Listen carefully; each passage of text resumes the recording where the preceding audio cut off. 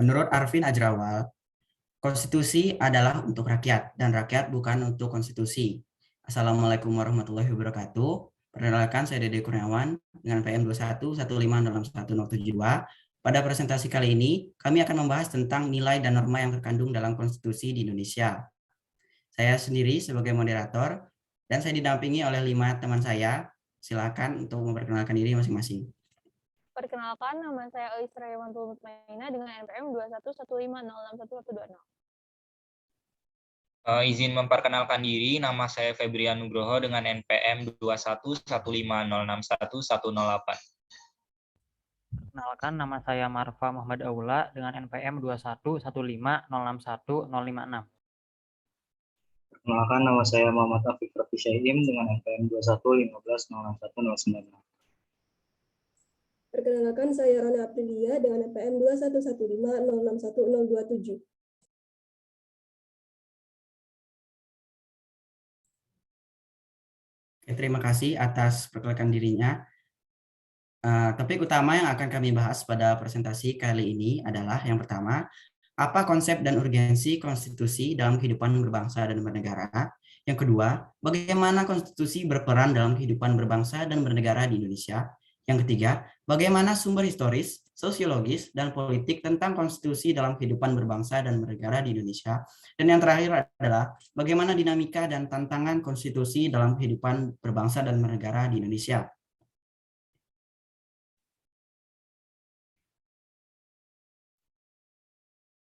Untuk pembahasan pertama akan disampaikan oleh rekan saya, Rona Aprilia. Dipersilakan. Baik, terima kasih moderator. Selanjutnya itu ada menelusuri konsep dan urgensi konstitusi dalam kehidupan berbangsa negara. Konstitusi adalah seperangkat aturan atau hukum yang berisi ketentuan tentang bagaimana pemerintah diatur dan dijalankan, di mana aturan dan hukum yang terdapat dalam konstitusi tersebut mengatur hal-hal yang mendasar dari suatu negara. Maka konstitusi dapat dikatakan sebagai hukum dasar yang dijadikan pegangan dalam penyelenggaraan suatu negara. Pengertian konstitusi dalam arti sempit adalah suatu dokumen atau kumpulan dokumen yang memuat aturan-aturan dasar penyelenggaraan negara. Dalam arti luas, konstitusi adalah peraturan, baik tertulis maupun tidak tertulis, yang menentukan bagaimana lembaga negara dibentuk dan dijalankan. Selanjutnya.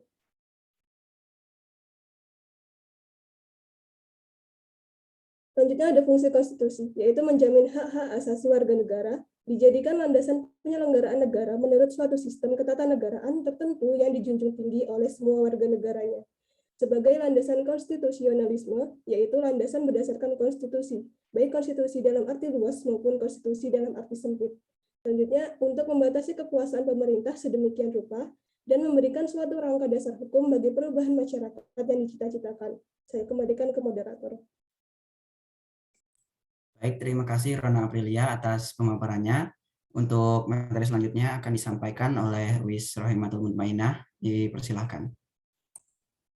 Terima kasih pada moderator. Baiklah, di sini saya akan menjelaskan tentang perlunya konstitusi dalam kehidupan berbangsa dan bernegara di Indonesia. Yang pertama, konstitusi memiliki implikasi penting bagi negara, sebab tidak mungkin membentuk suatu negara tanpanya.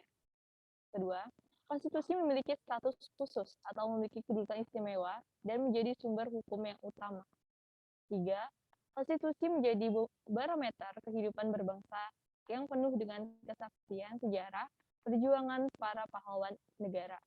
Yang keempat, konstitusi juga memberikan arahan dan pedoman bagi generasi penerus bangsa dalam menjalankan negara.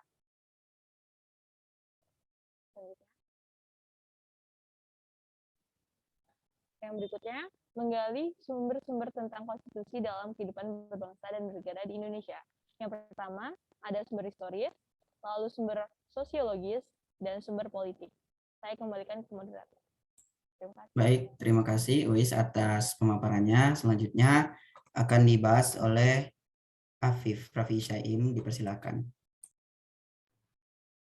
Terima kasih moderator. Di sini saya akan menjelaskan sumber pertama, yaitu sumber historis mengenai konstitusi kehidupan berbangsa negara Indonesia.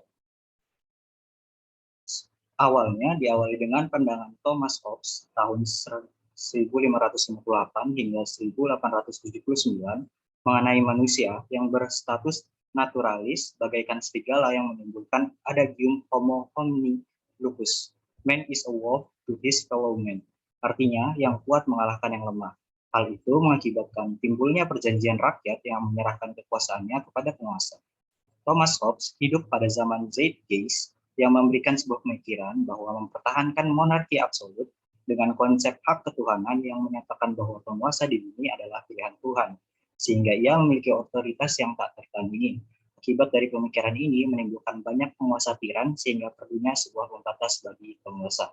Di Indonesia memiliki konstitusi yang dapat membatasi kekuasaan pemerintah atau penguasa negara. Salah satunya pada Undang-Undang Dasar tahun 1945 pasal 7.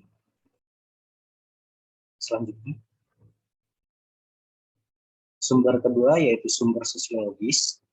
Bagi mereka yang memandang negara dari sudut pandang kekuasaan dan melihatnya sebagai organisasi kekuasaan, konstitusi dapat dilihat sebagai suatu lembaga atau seperangkat prinsip yang menentukan bagaimana kekuasaan dibagi di antara beberapa lembaga negara, misalnya antara legislatif, eksekutif, dan yudikatif.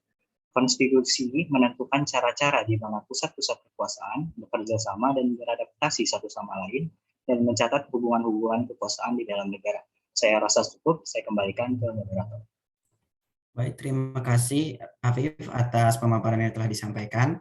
Untuk bagian selanjutnya akan disampaikan oleh Marfa Muhammad Aula. Terima kasih kepada moderator. Di sini saya akan menjelaskan tentang sumber ketiga, yaitu sumber politik. Konstitusi dapat berupa hukum dasar tertulis yang biasa disebut dengan Undang-Undang Dasar, dan dapat juga tidak tertulis. Namun, tidak semua memiliki konstitusi tertulis. Maka pengertian konstitusi adalah seperangkat peraturan tertulis dan tidak tertulis yang bertujuan untuk menetapkan kewajiban, wewenang, dan fungsi berbagai lembaga pemerintah, mengatur hubungan di antara mereka, dan menentukan hubungan antara negara serta warga atau individu. Di Indonesia memiliki konstitusi tertulis dan konstitusi tidak tertulis, yaitu konstitusi tertulis berupa UUD 1945, UU, dan peraturan lain yang tertulis dalam suatu naskah. Sedangkan konstitusi tidak tertulis dapat berupa pidato presiden yang dilakukan setiap 17 Agustus yang dilakukan sejak Orde Lama hingga kini. Next. Selanjutnya D. Dinamika dan tantangan konstitusi dalam kehidupan berbangsa negara Indonesia. Jadi dinamika konstitusi Indonesia ini ada 4. Yang pertama, pada pertengahan 1997, negara kita dilanda krisis ekonomi dan moneter yang sangat hebat. Yang kedua, pada 21 Mei 1998, Presiden Soeharto menyatakan berhenti dari jabatannya. Yang ketiga, pada awal era reformasi atau pertengahan 1998, muncul berbagai tuntutan reformasi di masyarakat. Serta yang terakhir, adanya perubahan UUD NRI 1945 yang dilakukan oleh MPR dari tahap pertama sampai dengan tahap keempat. Saya kembalikan kepada moderator. Baik, terima kasih Marfa atas penjelasannya. Untuk selanjutnya akan dijelaskan oleh Febrian Nugroho. Dipersilakan. Terima kasih kepada moderator. Baik, di sini saya akan menjelaskan mengenai dinamika konstitusi di Indonesia. Sebelumnya menengok perjalanan sejarah Indonesia merdeka, pasti itu adanya dinamika dalam sebuah konstitusi dalam negara. Nah, di dinamika konstitusi Indonesia itu ada beberapa. Yang pertama ada Undang-Undang Negara Republik Indonesia 1945 atau masa kemerdekaan, berlakunya itu dari 18 Agustus 1945 sampai dengan 1950. Dengan catatan mulai 27 Desember 1949 sampai dengan 17 Agustus hanya berlaku di wilayah Republik Indonesia Proklamasi. Selanjutnya, konstitusi Indonesia itu ada Konstitusi Republik Indonesia Serikat pada tahun 1949. Masa berlakunya dari 27 Desember 1949 sampai dengan 17 Agustus 1950. Selanjutnya ada Undang-Undang Dasar Serikat 1950, masa berlakunya dari 17 Agustus 1950 sampai dengan 5 Juli 1959. Selanjutnya ada Undang-Undang Dasar Negara Republik Indonesia 1945 pada masa Orde Lama, yaitu 5 Juli 1959 sampai dengan 1965. Selanjutnya ada Undang-Undang Dasar Negara Republik Indonesia 1945, tapi berbeda dengan masa Orde sebelumnya dan sekarang itu masa Orde Baru. Pada tahun 1966 sampai dengan 1998. Saya ingin mengulik sebentar bahwa pada awal era reformasi atau pertengahan 1998 muncul berbagai tuntutan reformasi di masyarakat. Tuntutan itu dapat disampaikan oleh berbagai komponen bangsa, mulai dari mahasiswa ataupun pemuda. Beberapa tuntutan reformasi itu adalah yang pertama, mengamandemen Undang-Undang Negara Republik Indonesia 1945, yang kedua, menghapuskan doktrin Dwifungsi Angkatan Bersenjata Republik Indonesia atau ABRI, yang ketiga, menegakkan supremasi hukum, penghormatan hak asasi manusia, serta penghilangan KKN atau korupsi, kolusi, dan nepotisme.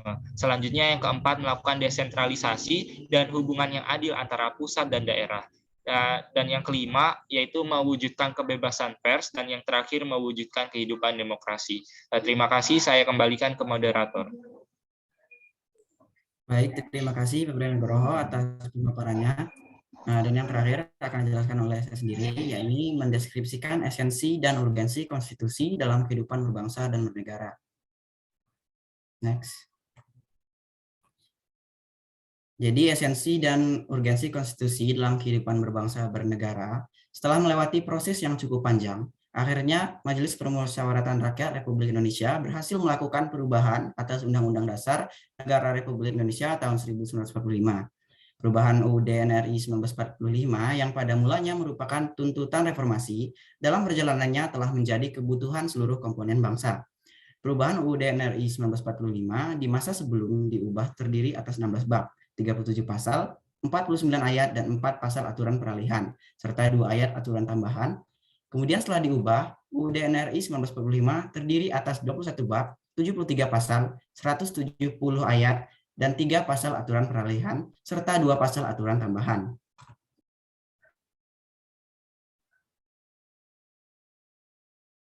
Baik, sekian atas pemaparan kami. Adapun kesimpulan dari pembahasan kali ini adalah konstitusi merupakan peraturan tertulis maupun tidak tertulis yang menentukan bagaimana lembaga negara dibentuk dan dijalankan. Konstitusi diperlukan untuk membatasi kekuasaan pemerintah, membagi kekuasaan negara, dan memberi jaminan HAM bagi warga negara. Konstitusi mempunyai materi, muatan tentang organisasi negara, hak asasi manusia, prosedur mengubah undang-undang dasar, cita-cita rakyat, dan asas-asas ideologi negara. Sekian atas presentasi yang telah kami sampaikan. Lebih dan kurangnya kami mohon maaf. Wassalamualaikum warahmatullahi wabarakatuh.